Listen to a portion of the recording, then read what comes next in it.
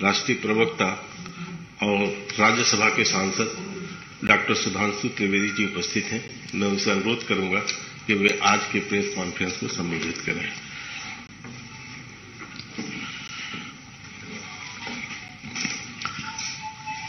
मित्रों, आज जब हम आप लोगों के सामने अपने विचार रखने आए हैं तो हमारे मन में वेदना और आक्रोश दोनों है। Both the pain and anguish with the party is feeling when we are addressing you. कारण यह है कि भारत में लोकतंत्र, न्याय व्यवस्था के प्रति अपमान और तिरस्कार की सभी सीमाएं विपक्षी दल लांघते जा रहे हैं। आम आदमी पार्टी, जिसका भ्रष्टाचार अब पूर्णतः स्थापित होता जा रहा है, वह जिस निम्नता तक जाती चली जा रही है, वो सिर्फ कष्ट देने वाला नहीं, आक्रोश देने वाला है। आप सभी को ने यदि ध्यान दिया हो, सीबीआई कोर्ट ने कल आम आदमी पार्टी के दिल्ली के पूर्व उप मुख्यमंत्री मनीष सिसोदिया जी की जब बेल रिजेक्ट की है तो उसमें कहा क्या है, मैं आपके सामने उद्धृत कर रहा हूं। I am referring in front of you. Additionally, the court noted that there were serious apprehensions of Sisodia destroying, tampering with evidence or even influencing some prime witness in case if he was released on bail. आगे के बिंदु में कहा है, the evidence collected so far by CBI not only shows applicants' active participation in the above criminal conspiracy but also the prima facie commission of some substantive offences of the PC Act by him। और जो अगली line है वो मूल कारण है जिसके लिए वो सारा स्वांग रच रहे हैं। अगला ऑब्जर्वेशन है, Sisodia and other members of Aam Aadmi party are accused of manipulating and implementation of the Delhi excise policy to facilitate monopolization and cartelization of the liquid trade in Delhi. मतलब अब यह तथ्यों के साथ सामने आ रहा है कि सिर्फ श्री मनीष सिसोदिया नहीं बल्कि आम आदमी पार्टी के अन्य लोग भी इस प्रकार से भ्रष्टाचार के द्वारा यह शराब नीति को प्रभावित करने के लिए जिम्मेदार थे। अब जो अपने को कट्टर ईमानदार कहते थे वो अब भ्रष्टतम भ्रष्ट सिद्ध होते जा रहे हैं। इसलिए कोई ना कोई तो स्वांग रचना ही है। इसलिए यह विषय जिसको लेकर एक बार फिर उनको गुजरात में कोर्ट से फटकार लगी है, जो कि उनकी प्रवृत्ति के अनुरूप भी है। ये ऐसे व्यक्ति हैं जो एक नहीं अनेक बार कोर्ट के द्वारा डांट फटकार पा चुके हैं, माफी मांग चुके हैं। इसलिए विषय प्रधानमंत्री जी की डिग्री का नहीं था, विषय तो इनके भ्रष्टाचार का था। ये उसके ओट में उसे छुपाना चाहते थे और इसीलिए ये इस प्रकार का स्वांग रचना कि जो चीज पब्लिक डोमेन में है, जो चीज यूनिवर्सिटी की वेबसाइट पे है, उसे मांगने के लिए कोर्ट में जाना, तो ये सिर्फ कोर्ट का समय बर्बाद करना ही नहीं। मैं कोर्ट का ऑब्जर्वेशन आपके सामने पुनः उसका मेंशन कर रहा हूं। Further, despite the degree in question being put on the website of the petitioner university for all to see, despite this fact being made expressively clear with precision in the pleading before the court and despite the respondent never disputing the degree in question either during the pendency of these proceedings or even during the final hearing, यानी जब यह प्रक्रिया न्यायालय में चल रही थी, ना आपने कभी उस विषय का संज्ञान लिया, न कोई आपत्ति दर्ज की और न अंतिम निर्णय के समय किसी प्रकार की आपत्ति दर्ज की। And the respondent number 2 has persisted with the matter. This is one more reason to impose cost on the petition. इसका मतलब यह हो गया कि आपने सिर्फ और सिर्फ अदालत का वक्त जाया करने के लिए संवैधानिक उपकरणों को दुरुपयोग करने की दृष्टि से आपने काम किया। मुझे ऐसा प्रतीत होता है कि आम आदमी पार्टी वो पार्टी है जिसने अद्भुत पॉलिसी दी थी, एक बोतल के बदले एक बोतल फ्री। एक नॉर्मल कहावत में प्रयोग होता है ना कि फ्री की रेवड़ी, पर यहां सबसे ज्यादा फ्री की रेवड़ी बेवड़ों को मिली थी, एक पौवे के बदले एक पौवा फ्री। और जब ज्यादा पी लेता है आदमी तो मानसिक संतुलन खो जाता है। मुझे ऐसा लगता है श्री अरविंद केजरीवाल जी के साथ ऐसा ही कुछ हो गया है। वो पूरी तरीके से विक्षिप्त हो गए हैं और पता नहीं क्या क्या उल्टा सीधा बोलते भी चले जा रहे हैं, निम्नता पे भी आ रहे हैं और कोर्ट से भी फटकार पा रहे हैं। मगर दो चीजें बहुत साफ होती जा रही हैं। जिस ढंग की उन्होंने भाषा का प्रयोग किया है वो भारत की राजनीति में भाषा, शैली, भाव, भंगिमा, मैं तीनों चीजों की बात कर रहा हूं। वन होता है the words, the letters, the expression and your body language. ये जिस प्रकार की उन्होंने प्रयोग की है ये निम्नतम स्तर की है। यानी मैं कह सकता हूं कि वो नैतिक दृष्टि से भ्रष्टतम और राजनैतिक दृष्टि से निम्नतम स्तर के ऊपर आ गए। मगर ऐसा नहीं है। पढ़ाई लिखाई की बात कर रहे हैं पर ये बहुत चतुर और सयाने हैं। ये बात इसलिए मैं कह सकता हूं, ये पढ़े हैं पर लिखे नहीं है। मतलब आप समझ रहे हैं, किसी फाइल पे साइन नहीं करते, लिखते कुछ नहीं, कोई भी भाग नहीं रखते। सत्येन जैन से साइन करवाएंगे, मनीष सिसोदिया साइन करेंगे, लिखेंगे नहीं, सिर्फ पढ़ेंगे। ये होती है चतुरता कि भ्रष्टाचार भी करवाएंगे, लिखेंगे नहीं, लिखवाएंगे दूसरे से ताकि निपटेगा दूसरा। इसीलिए मैं कह रहा हूं इनकी पढ़ाई लिखाई में बहुत सारी चीजें आपस में गुथी हुई हैं कि जो कभी लिखे नहीं, सिर्फ पढ़े की बात करे। इसीलिए तरह तरह के स्वांग रचना। और ये तो ऐसे व्यक्ति हैं जिन्होंने अपने गुरु अन्ना जी के बारे में ही कह दिया तो उन्हें बरगलाया गया है। ये गुरु नहीं है, गुरु घंटाल है। ये स्वांग रचने वाले हैं। इनको क्या क्या संज्ञा दी जाए, नटवर लाल है। क्यों? यह बात मैं विनम्रता से पर दृढ़ता से कहता हूं। कौन भूल सकता है कि वो पार्टी है जिसने खड़े होकर राजनीति में आने से पहले कहा था सारी संसद चोर है। ये वो पार्टी है जो टोपी लगा के आते थे कि मुझे चाहिए जन लोकपाल। कहां गई आज वो टोपी? जनता को पहना दी। चलिए दिल्ली में कहते थे पूर्ण राज्य का दर्जा नहीं है, 1 साल हो गया पंजाब में, कहां है आपका वो जन लोकपाल? ये वो पार्टी है जिन्होंने गठन के अंदर सबसे जल्दी सत्ता में आए चंद महीनों में। मगर ये वो पार्टी है जिन्होंने कसम खाई थी।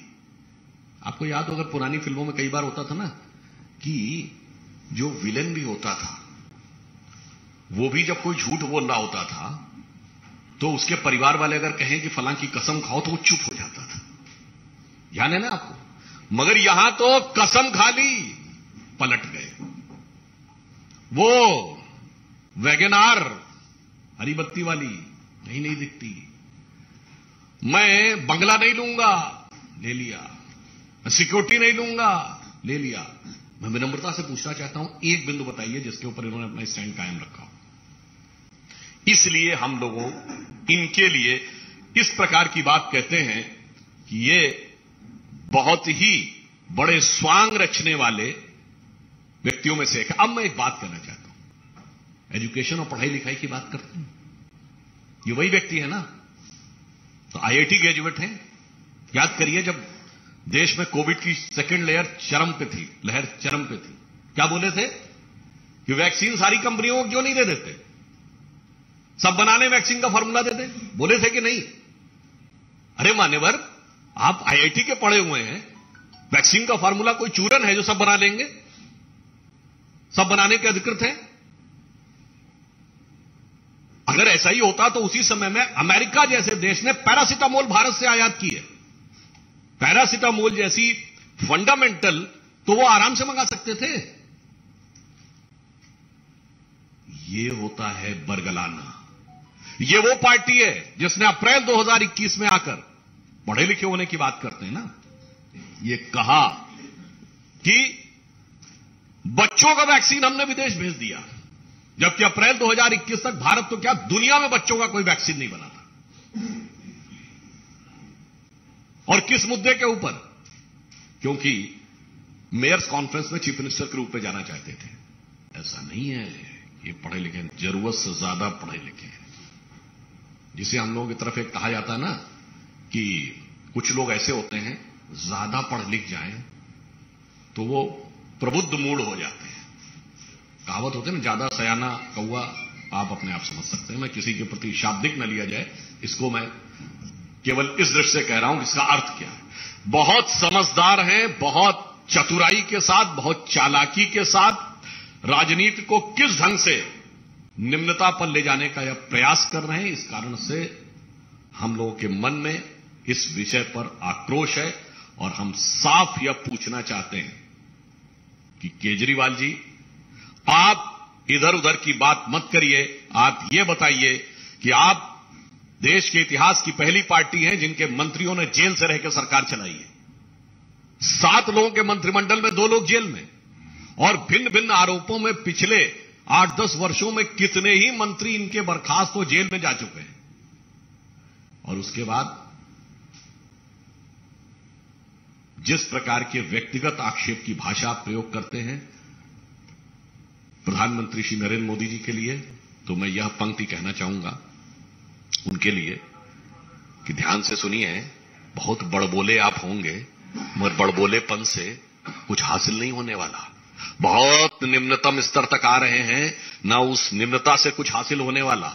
बहुत निर्लज्जता आप दिखा रहे हैं, ना निर्लज्जता से कुछ हासिल होने वाला।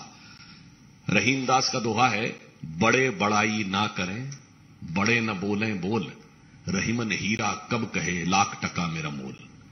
तो जिसके अंदर श्रेष्ठता, विराटता और योग्यता होती है, वो हीरे की तरह वैसे ही चमकता हुआ दिखाई पड़ता है, जैसे हमारे आदरणीय प्रधानमंत्री श्री नरेंद्र मोदी जी लोगों की आंख के आकर्षण बनके। और ये वो है, इनके लिए क्या युक्ति लागू होती है। संस्कृत का एक सुभाषित है, यस्य नास्ति स्वयं प्रज्ञा शास्त्रम तस्य करोति किम, लोचनाभ्याम विहीनस्य दर्पणम किम करिष्यति। इसका मतलब होता है, जो इन्होंने डिग्री की बात कही उसके ऊपर कहना चाहता हूं, जिसकी अपनी बुद्धि ना हो या बुद्धि कुंद हो गई हो, उसको कितना भी समझा दो समझ में नहीं आ सकता। वैसे ही जैसे जिसकी आंखें बंद हो या आंखें ना हो, कितना भी दर्पण दिखाइए उसे कुछ दिखाई नहीं पड़ सकता। तो केजरीवाल जी उस प्रकार के व्यक्ति हैं जो आंख बंद करके, जो देखते को ही देखना नहीं चाहते, तो उसे कुछ नहीं दिखाया जा सकता। क्योंकि अब इनके ऊपर, जहां से मैंने प्रारंभ किया था वहीं पे समाप्त करता हूं, जिस ढंग से तथ्यों के आधार के ऊपर भ्रष्टाचार उत्तरोत्तर साबित होता जा रहा है, मुझे लगता है कि उस कारण से वो दबाव और बिखराव की तरफ आगे बढ़ रहे हैं। शायद विक्षिप्त होने की स्थिति में है, अथवा वो भविष्य की किसी योजना के तहत जानबूझकर यह एक आधार बनाने का प्रयास कर रहे हैं। धन्यवाद।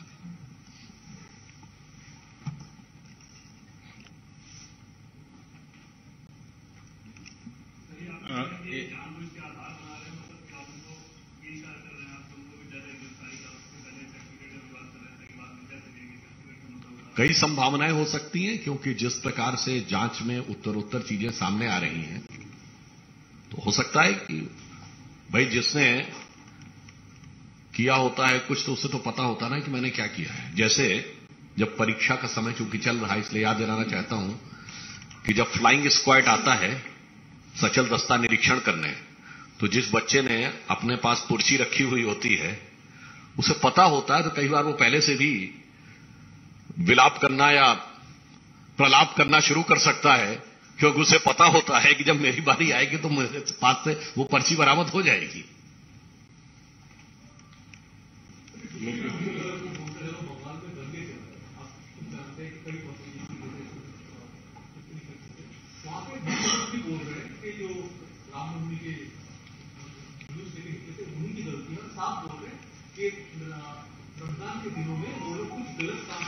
देखिए, बहुत दुखद बात है मुख्यमंत्री को कभी किसी समुदाय का नाम लेकर नहीं बोलना चाहिए।